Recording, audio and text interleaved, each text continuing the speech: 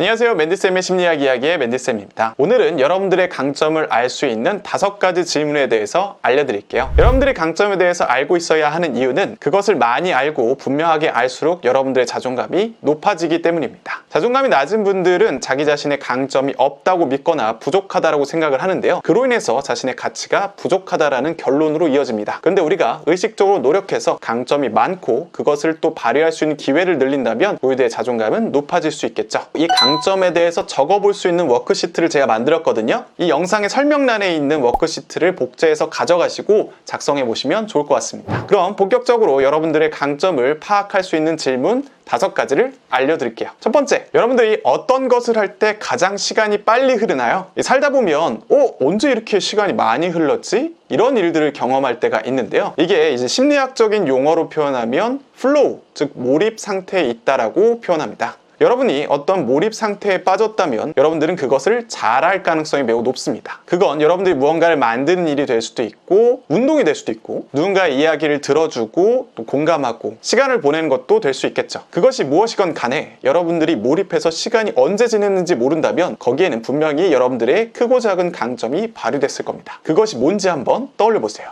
두 번째 질문은 나는 어떤 일을 자연스럽게 잘하는지 한번 살펴보는 겁니다. 어쩌면 여러분들은 다른 사람이 조금 어렵고 힘들다고 하는 일을 여러분들은 좀 자연스럽고 쉽게 하는 일들이 있을 수 있어요. 예를 들어서 누구는 이 문제를 푸는데 되게 오래 걸리는데 나는 그 문제를 되게 빠르게 푼다거나 다른 사람들이 아이디어를 하나도 못 내고 있을 때 여러분들이 번뜩이는 아이디어를 낸다거나 하는 것들이 될 수가 있겠죠. 제가 예전에 발견했던 사람은 어떤 좀 재미없고 의미 없는 목록을 좀 외워야 되는 일이었는데 군대에서 저는 정말 그런 게 안 외워지더라고요. 근데 어떤 사람은 정말 빠르게 그걸 외워서 이 사람들에게 얘기할 수 있더라고요. 그 사람은 그래서 외우는 능력이 강점이 될 수 있겠죠. 세 번째는 여러분들이 자주 듣는 칭찬에 대해서 한번 떠올려 보세요. 이를 통해서 여러분들의 강점을 쉽게 알 수 있습니다. 근데 여기서 좀 주의할 점이 있다면 뭔가 배려를 많이 해준다 혹은 뭐 이야기를 잘 들어준다 같은 강점은 진짜 강점은 아닐 수도 있어요. 왜냐하면 그것이 자존감이 낮아서 불안해가지고 상대방을 위해서 노력하는 행위일 수 있거든요. 혹시나 내가 불안해서 뭔가 이렇게 잘 들어주고 배려하는 거라면 이 강점 리스트에 좀 빼고 다른 강점을 좀 찾아보세요. 너 되게 생각이 창의적이다. 너는 어떻게 그런 생각을 할 수 있냐? 대단하다. 라거나 너는 시험 보면 항상 점수가 잘 나온다. 이런 것들을 차라리 그 강점의 리스트에 넣는 것이 좋습니다. 물론 불안이 아니라 그냥 잘 들어주고 상대방의 이야기를 잘 공감해주는 사람이라면 강점에 넣을 수 있겠죠. 네 번째는 어떤 가치를 중요하게 여기느냐입니다. 이건 태도와도 관련이 좀 되는데 어떤 사람은 이 중요한 가치관이 뭐 정직 같은 게 될 수도 있고 누구는 성실성 같은 것이 될 수도 있을 겁니다. 이런 것들 중에 여러분들이 중요하게 여기는 가치를 한번 찾아보고요. 그것을 내가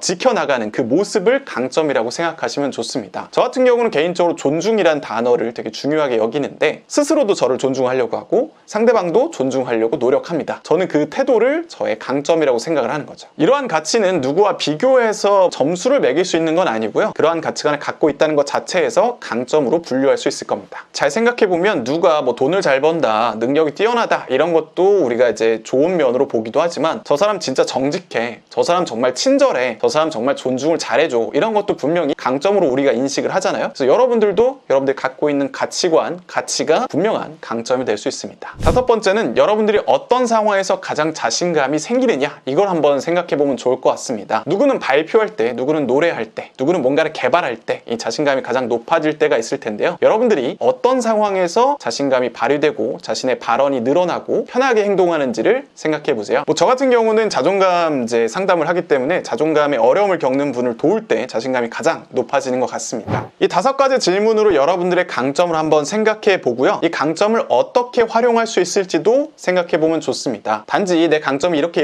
있구나 라고만 생각하면 너무 아쉬워요. 이걸 활용할 부분이 되게 많거든요. 그래서 구체적으로는 하루에 한 번씩 이 강점을 활용할 수 있는 기회를 늘리는 것이 중요합니다. 그 강점을 발휘하면서 내 가치가 높고 괜찮다라는 생각을 가질 수 있거든요. 그래서 또 이제 뭐 직장이나 학교에서 이 강점을 어떻게 하면 발휘할 수 있을까 이 구체적으로 생각해 보는 것도 좋고 새로운 목표를 이 강점과 관련해서 만들어 보는 것도 좋을 겁니다. 내가 만약에 창의성이라는 강점을 갖고 있다면 이 창의성을 어떻게 하면 발휘할 수 있을까를 의식적으로 생각해 보는 거죠. 이걸 의식적으로 생각하지 않으면 여러분들은 그 강점을 발휘할 생각을 덜 하게 돼요. 그 말은 이퀄 내가 가치 있다라는 생각을 할 수 있는 기회가 줄어든다는 거죠. 그래서 의식적으로 내 강점을 어디에 활용할까 있다를 생각해서 그것을 발휘할 수 있는 기회들을 최대한 많이 늘리세요. 그걸 통해서 여러분들의 자존감이 높아질 수 있을 겁니다. 강점에 대해서 생각할 때 중요한 것은 여러분들이 너무 높은 기준을 적용하지 않는 겁니다. 뭐 상위 1%, 상위 10%가 되지 않으면 이걸 강점이라고 생각할 수 없어 라고 한다면 그 무엇도 강점이 될 수가 없어요. 여러분들이 여러분들의 강점에 대해서 가치 있다라고 여긴다고 해서 큰일이 나지 않습니다. 누가 찾아와서 야, 너 그거 무슨 네 강점이냐 이렇게 공격하지도 않아요. 보통은 그렇게 공격하는 사람들은 멘탈이 안 좋아서 그냥 뭔가 비난하고 싶어서 하는 거지, 여러분들에 대해서 진짜로 뭐 관심 있고 생각을 많이 해서 하는 내용은 아닙니다. 여러분들이 자신의 강점에 대해서 뭐 과장하거나 말도 안 되는 기준을 적용해서 자신을 뭔가 과대 포장하는 것이 아니라면 여러분들은 적정한 수준에서 그 강점을 받아들이고 자신감을 연결시킬 수 있을 거예요. 굳이 내가 이걸 강점이라고 생각해도 되나? 라고 막 의심할 필요는 없습니다. 그냥 해도 돼요. 그걸로 누가 피해를 본다거나 나를 엄청나게 포장하는 것까지는 아닐 테니까요. 네, 오늘 영상은 여기까지입니다. 오늘 영상이 마음에 드셨다면 좋아요와 구독 그리고 알람 설정까지 해주세요. 댓글로 여러분들의 강점을 적어주시면 제가 답글 달아드리도록 하겠습니다. 한번 써보는 것이 안 쓰는 것보다 훨씬 더 좋으니까 꼭 한번 써보세요. 그럼 안녕!